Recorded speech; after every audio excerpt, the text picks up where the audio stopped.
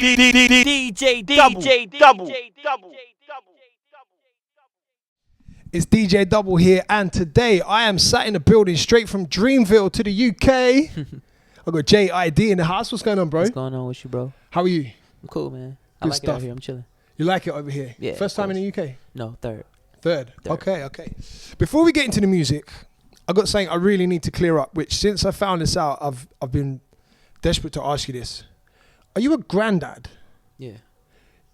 You don't look old enough to be a father, man. Like, can we get into this real quick? I'm a granddad. That's just me. I don't know how to elaborate. So you are actually, you have a grandchild. Hey.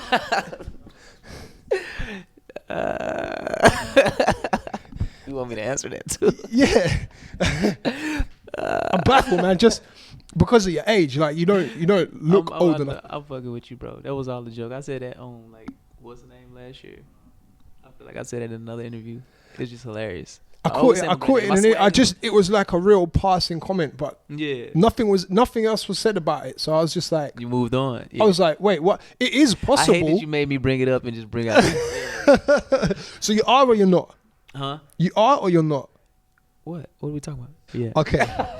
So I'm not a granddad, bro. No, it's just funny. It's possible though, biologically. Very possible. Destin Root's your real name. Jumped out. We're going in today, bro. Oh my gosh. Now, obviously, it's a known fact that you got J.I.D's derived from a nickname that your grandma gave you. Yeah. But Destin Root's a dope rapper name, bro. I was thinking about that. My middle name is Choice, which is crazy. Okay. Destin Choice. Root. Destin Choice. Right. It's like. That sounds like a rap name. Yeah. I was thinking about changing it, but I don't know. I like J.I.D's. Cool too. It's easy. I think it works. Yeah. Was there anything else that you toyed with? Did you think about any other rap names before you decided on J.I.D? It was literally a one and go. I was like, all right, that's cool. Because I wasn't really thinking too long about being a rapper. Like, this wasn't my... I didn't ever think I would be doing this. You know what I'm saying? Right. But the fact that I am, the fact that everything came... So, all right, the name came easy. Like, swag was already there. Like, you know what I'm saying? It was just easy. There's a lot of chatter online saying that you might just be the best lyricist to break through in 2018. Wow. Do you feel any pressure from that statement? No, I don't let people pressure me. I don't take on the pressure that people. I don't take on none of that. Like, that's not the energy that I, you know what I'm saying, receive. I just move how I move. If that's what it is, then that's lit. Yeah. So you're from East Atlanta. Yeah. And when I speak to people and they're from East Atlanta, it's very specifically East Atlanta. Yeah. But the other parts of other parts of Atlanta, I mean, you don't necessarily, I haven't spoken with people that have specified they're from South Atlanta or North Atlanta, but it always seems to be East Atlanta. So specifically, what is it about that area that's kind of so defined that you really have to put the emphasis on it? I don't feel like it's no better than the other ones. Because everybody rep, like 2 Chainz from South Atlanta. Right. But usually he might just say he's from Atlanta though, right? Yeah. I always emphasize the East just because that's just, like, I'm proud of it. You know what I'm saying? I love all the hoods in Atlanta. I love everywhere, but I feel like I love mine the best because that's just where I was born. That's where my memories go back. That's where I, did the first things I ever did in my life. So, yeah, East Atlanta is just... No, it just sounds cool, I guess. Yeah. Maybe what it is. It's quite like that in London. Like, a lot of people, they will be specifically from South London or North London. It won't just be a London artist. So I understand it, man. You sound very different to, at least what we're exposed to here in the UK. You're very different to other Atlanta rappers. Yeah. Or the impression that I have of them anyway. So, I mean, I've heard you speak about the fact that your hip hop influence comes from kind of 90s New York rap. The people that you were around when you were listening to that, were they listening to the same thing, or were you kind of just like the different kid listening to different stuff? Nah, I probably was when I got around my peers, because I always had like a older taste, just because I got older brothers and sisters and I'm the youngest, and they always pushed their musical influence off on me, and I always accepted all of it from each of them. So it kind of made my taste vary a lot. Yeah, that's really all it is. I always loved what I loved, and I always tried to be like a connoisseur of different genres and different types of music. I think that shows, man, definitely. So I read about you that you had a football scholarship in college. In America, that's like a big deal, right? That's like a very, very big, prestigious thing to get. And American football's easily like one of the most lucrative sports in the world. So like it's a known fact, you know, you can make a lot of money doing that. Yeah. The music industry can be very, very uncertain. Yeah. So what point did kind of the switch happen and you decide, actually, you know what, you're not going to chase the football dream and you're going to do music instead? I got kicked out of school. What for? It's a lie. It's a long story. We can talk about it when we turn the cameras on. Stuff. Stuff, yeah. Stuff. Just stuff. I was just a rock star in college. Mm. So that's why I ended. But I would do it again, actually, because I'm here. So You make the same choices again? Yeah, I would given make the a chance. same exact choices so I could be in this room. Okay. Do you still drive the Pontiac?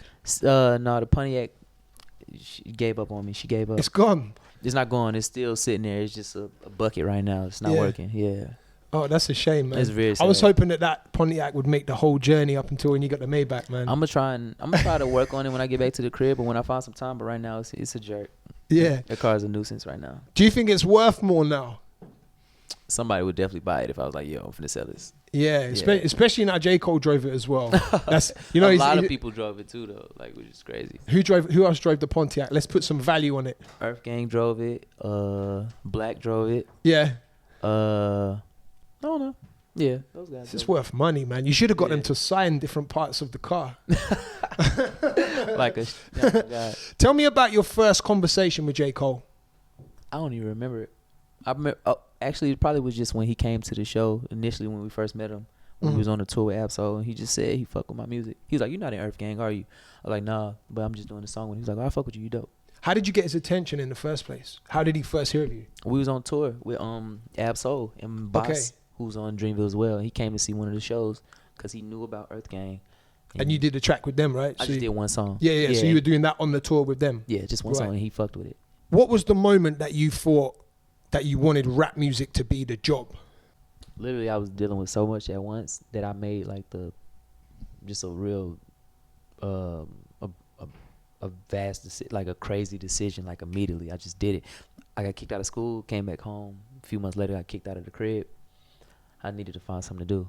I had nothing to do. Like, right. I didn't want to get no regular job, but I had to do that to support my living. To Right, eat yeah. and sleep and have somewhere to pay rent and put gas in my car because I was sleeping in my car for a little bit.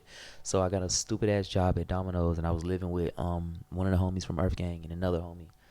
And yeah, that's what ultimately made me make the decision because Earth Gang was already doing music and they were taking it very serious. So that was kind of like an indicator from like, bro, you can do this. Like, you're just as dope. Yeah, just a product of your environment, I guess. Yeah, being facts. surrounded by those guys. Yeah, facts. That's very dope, man. That's dope to see the positive influence that they had. Did you ever dream that your music would do what it's done now? Because some people, when they set out, they literally set with the mindset of, I'm going to be the greatest rapper. I'm going to take this outside of the country. People, and do you know what I mean? It's almost that mindset that gets them there. But then you hear others that's like, no, it's kind of just luck that it happened. So what was your mindset when you first started out? Because I was hella calculated when I first started. Like, calculated in which way? It's like, all right, this is how I want to be represented. This is what I want to say. Like, I had to practice. I had to study all of this stuff that I wanted to, you know what I'm saying? Like, how I wanted to sound. I didn't want to just sound like any other rapper. I wanted to have my own slang, my own dialect. I wanted to kind of just bring a different story to the table, but it's like from the same cloth because I'm from Atlanta. Yeah. Yeah, I just added pieces to the cloth, bro. Did it matter to you if it didn't work? Because obviously at this point you're now just making music that you want to make, as opposed you could have been like, right, okay, well, let's just make some trap stuff with a catchy hook, and then that's what everyone else is doing and it's banging and you reach the masses. But you just said you wanted to do it your own way. I always seen like the people that would have these hits or have these songs and then they get forgotten about and nobody cares about it. Like, you just become that song. You don't become the artist, which is like one of the scariest things in the world. I don't want to become a song. I would rather become like an album or a few albums. Or, you know what I'm saying? Just to have that pushed upon you, having to do the same shit for the rest of your career or have no career at all. People just remember, oh, you made what's name? What happened? Like, I never wanted to be that. So I always try to base my whole image on being an album artist, a touring artist, but not just like a person known for singles. Yeah. First time you came on my radar was, it wasn't until you were on Dreamville and the Never Story came out. I think that was the first time I was really exposed to you as a rapper. Why was it called the Never Story? Cause I was just broke as hell. Never had shit. That's just how I felt. It was like I was always told no. Like you're not gonna be this. You're never gonna always that. So it just made sense. Is it true that you recorded everything by yourself and engineered most of the project yourself as well? Yeah. It is. Yeah, same one with this one that's coming up too. Okay, so DiCaprio too. Yeah. So we talk about that. So when you're in that position, right? So you're recording stuff yourself, you're engineering it yourself. Who do you go to for feedback on the music? Do you even rely on anyone for feedback, or are you just like, well, look, it's dope, I fuck with it, who cares what anyone else thinks? I send it to my managers. I play it for the homies that usually around the crib when I'm recording it. They be like, yo, that shit sounded crazy, play that. I play it and they like fall in love with it. And my managers, sometimes they get overwhelmed because I send them so much music. Like, right. So I send them a lot of songs a day, and it just I don't know, it kind of like fucks them up. So you're working hard then, constantly recording. It must be a good thing as well, being self-sufficient, not having to rely on anyone else, not having to rely on engineers, timings and all that stuff. So being on Dreamville, that's a very strong roster. Like that's a very strong roster. Yeah. How do you feel being amongst those people? Is it family or is it competition? With Earth Gang, it's family. With everybody that's doing music, is a competition. Regardless. Everybody. Dreamville is family. Everybody in Dreamville does music. Everybody in the industry who does music, they do music. So I see it as competition. It's rap game. So it's competition. It's competitive. Yeah. Everybody want to be the best. Maybe you don't want to be the best. Maybe you just want to make your $1 million and just go home and not make songs no more. But I'm in it to like do great shit. You know what I'm saying? I want to be kind of remembered. Not even kind of remembered. I want to be remembered. And my name to like live on. So in it to win it. Yeah, type shit. DiCaprio 2 is the new album. So DiCaprio was a mixtape or an EP? Mixtape. So how do we? I don't. But you know, how can you differentiate these days between like an album, and bro? a All of that mixtape, shit is all of this is a fine line, bro. It's just a project, right? Yeah, it's a thin line, bro. All of this shit, even the one that's coming up, I don't want to put that on myself to say album, like it's just it's his debut. Like, nah, it's a project. It is what it is. Yeah, it is what it is. How does it compare to the first one, to DiCaprio? Oh, this one is like that one on crack. How so? It's just way better. Everything is better. I just seem like I've matured and grown, and it's got better because I've been practicing at it. And I used some songs that were like a little bit older, but I updated them and made everything just feel like, you know what I'm saying, feel good. The production is fresh. Everything sounds like nothing, but it feels like familiar, if that makes sense. Yeah, definitely. I've heard 151 Rum. Yeah. But I haven't heard anything else for the project, which is quite rare. Usually when I sit down with people, I like to pick things apart. Yep. What else can you tell me about the project? I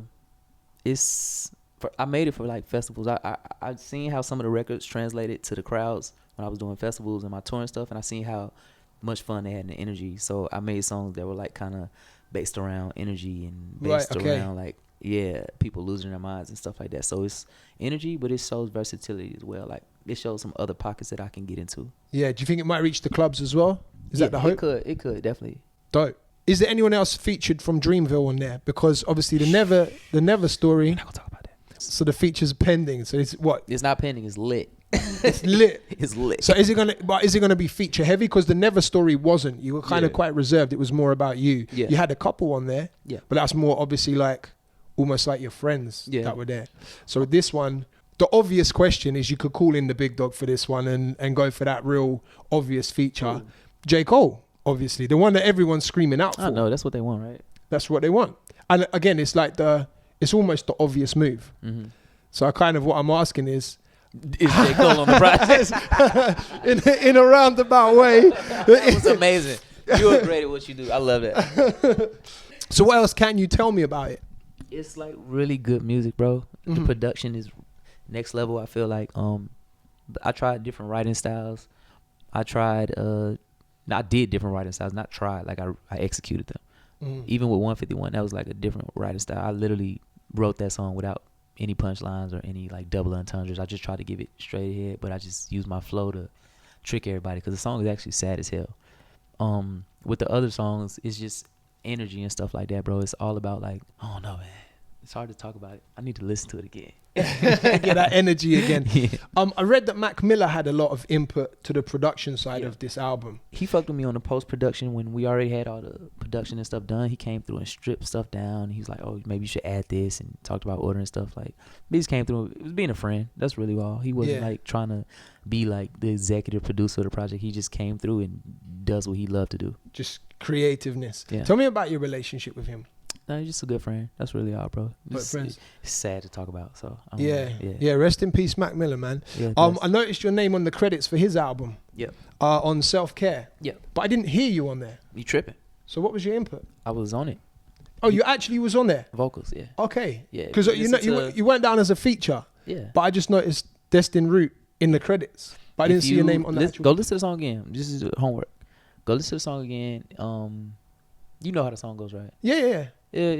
We gonna be alright. So that's you? Yeah, that's me. Okay, right. And some other inflections and stuff. I did hella stacks, and he, like he does, he always strip stuff and add stuff and just make it good for the moment. And I was a part of that, so that was dope. Yeah. Very, very dope, man. So the last thing I want to ask you, let's end this with some positivity. Always. How much has your life changed since you signed to Dreamville?